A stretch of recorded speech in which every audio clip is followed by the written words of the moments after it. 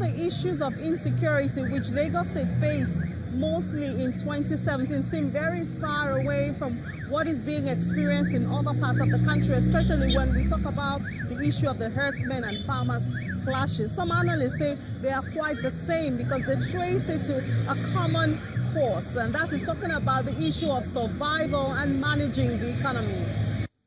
The stories of killings in Benue, Taraba, Plateau, Kogi, and other states in connection with herdsmen and farmers clashes have gone beyond the shores of Nigeria, as Amnesty International, which has termed the government's response to the issue as inadequate, reveals that 717 people have been killed in the last 2 years. The problem is basically an economic issue for both sides. The herdsman needs grass for him to be able to continue his business of rearing cattle.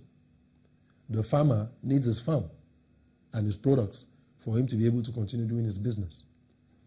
So the two of them have a legal or a justifiable demand of their environment in terms of the man needs cattle to feed on grass. This other person needs his farmland to do what he does legally. But now there's a problem. The gentleman that needs grass is coming from the north, where desertification, aside from other issues, have made it almost impossible for him to get what he needs for his cows. So he must travel. And don't forget that these are nomadic people by nature. Their culture is nomadic. So he needs to move to where he would find what his cattle needs. So in doing that, he has not offended anything by the laws of nature and humanity. It's just a necessity for him. Now, he comes to Mr. X's land, where he sees the grass and the shrubs and stuff that his cow needs. And Mr. X comes and says, no, you can't do that. This is my economic activity. So, of course, a quarrel ensues. But what we need to do is to step back from that quarrel itself and look at the issue from both perspectives. So we need a mind shift, a mental shift in terms of how we look at these things and how we break them down to react to them. The thought of Mr. Ladende is not very different from this. He lays the blame and solution of the clashes at the doorstep of leadership. The problems we have in this country is all about leadership. The leadership is not people-oriented. They are more state-oriented. They worry about what happens in the state, what happens to Nigeria. They are not bothered about what is happening to the Nigerian. You understand? If only our leaders will focus on the Nigerian, because our greatest asset, the greatest asset of this country are its people. If they would focus on the people, then I guarantee you all these problems that we're seeing will disappear. Take the herdsmen. If we had a government that was people-focused, and they are saying, okay, these people now, okay, let's think about them. What are their needs?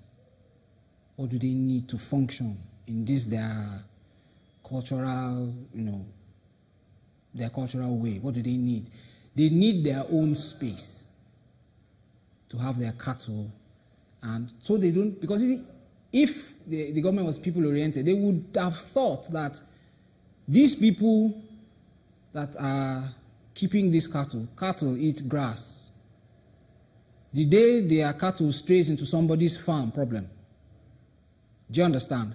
So what can we do to stop these cattle from straying into the farm of a farmer so that there will not be friction between this group and this group? You understand? That's what I'm talking about. The government has never thought about it. Now is when they are thinking, after these guys have clashed, people have been killed, now they are thinking, okay, let us have cattle colonies and all that, which is what they should have everywhere else in the world. Cattle are raised in ranches. You understand? Give them land. The federal government has a lot of land that can be given to these people. Let them create, like, quote, a sanctuary for them. Put them there. One of my colleagues suggested, Sambisa Forest is a large place. Make it a government preserve. Let these cattle herdsmen go there. And each man carve out his own little space and rear his cattle there. They're not bothering anybody. Do you understand? Rather than have them walk all the way from the north to the south, they have no maps. So they are walking through people's property. And as they are going, they are damaging people's property. They cannot expect that the man that your cows have eaten his corn, or they have eaten his whatever it is that he has planted, will not complain. The Commissioner of Police for Lagos suggests a system which he has tested: community policing and safety partnership. What is the bottom line of community policing? It has to do with dialogue. It has to do with consultations. It has to do with partnership. Even the most serious of wars were ended through what? Through dialogue. So in areas all over Lagos, anywhere that we notice that there's imminent threats to security, or there's impending dislocation of the peace and of such community, what we do is we immediately initiate consultations, dialogue. Another common notion which the community is asking to be brought back to the fore is police is your friend. To remain your friend as long as you are law-abiding. People don't qualify that police is your friend. Even hoodlums make use of that adage. The police is supposed to be your friend. Of course, we are your friend, but you must obey the law.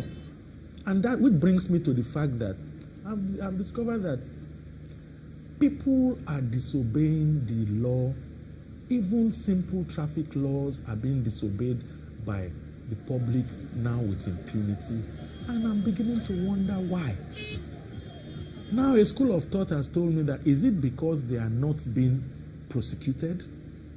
They are being warned and let off the hook? Or is it just that people just want to defy authority? So let us qualify this police is your friend issue. People should not disobey the law, break the law, commit offenses, and then start pleading police is your friend. We will be friends to those who are law-abiding.